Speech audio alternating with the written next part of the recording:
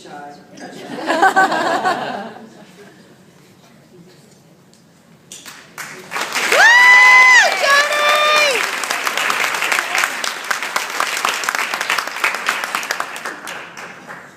Thank you.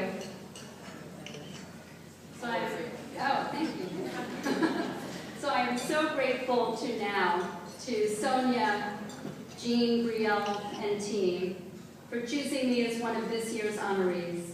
And congratulations to my co-honorees, such fantastic women, Kimberly, Lauren, Ellen, Sandra, and of course Sarah.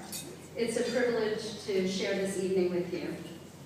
So now, as many of you know, made its initial mark in the 1960s, advancing women's issues.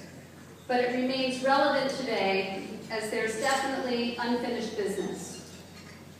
Tonight, I'd like to share some of my personal thoughts about my path as a female in finance, where indeed there really are few women at the senior levels.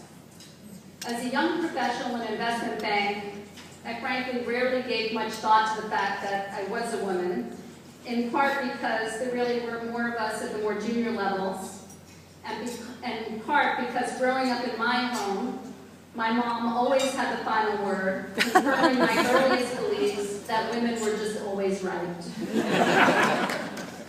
Many girls are steeped in the messaging early, and I mean really early, that they pursue careers where they won't have to work so many hours in the hopes that someday they can have families. That message was never one that I heard at home, nor is it the one that I transmit to my 19-year-old daughter, Lindsay. My dad was a Holocaust survivor and a blue-collar worker. My mom went to work full-time with no help in the home in any way or with childcare. They unequivocally encouraged me to reach for the stars. I grew up in Queens. I went to public school, public college. I was the first in my family to graduate from college, and I entered the workforce shy and unsure of myself. Unfortunately, the limitations that we put upon ourselves can be self-fulfilling and seemingly reinforced by the fact that indeed there really aren't many women in senior roles. There's much airtime given to all of the reasons for that. Not enough networking, too passive, didn't raise her hand for the best assignments. And I fell prey to some of these issues myself, and I often described the beginning of my career as the path of an accidental tourist. As I've advanced professionally, I've chosen to focus on the success stories, what can work, and share those with my daughter and others. And while there's no secret Formula X, I do think there are some basic truths that I wish I knew and internalized 25 years ago, including be confident. There's almost nothing so complex that you can't figure it out or learn it over time, and no one knows what they're doing on day one. You don't need to know what you'll be doing in 10 years, despite this common interview question. Think about each role as an opportunity to acquire new skills and just expand what you can do. Get comfortable with being uncomfortable. Like anything else, the more you do something, the easier it gets. With multiple and shifting demands, you'll probably feel that you should be contributing even more everywhere, at work, at home, with friends, with family, with outside interests. I wouldn't have time to get my nails done today, actually. But that's okay. High-achieving people who are productive always strive to do more.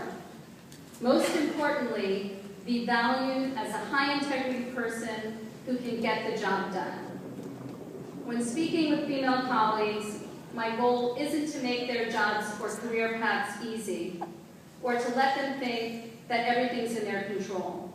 It's to inspire them to turn their hard work into something great. 27 years into my career, I'm still learning and evolving.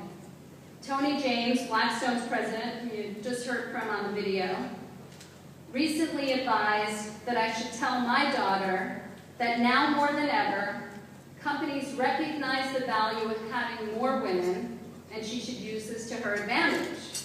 And as I visibly leaned out at the notion of using gender as an advantage, he said, "Joan, you do realize that if I told any guy that he'd have a better shot at getting a job at Blackstone if he painted his hair orange, he would immediately have orange hair." And that was just another aha moment for me.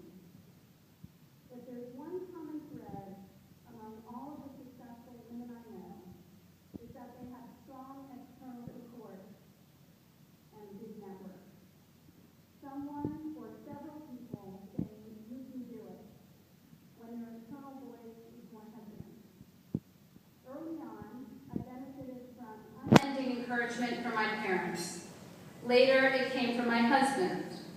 And then several colleagues and bosses, mostly male, who took an interest in my career, gave me opportunities, and then pushed me to take them when I had self-doubt.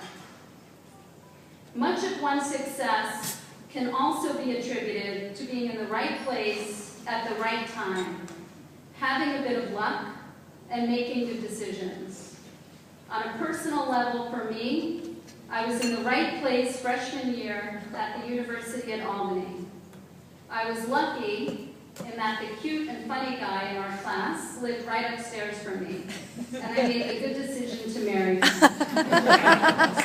So I thank my family for their unending love and confidence in me, and I want to dedicate this honor to my mom for all that she has and continues to do, for I know without her this really would never be.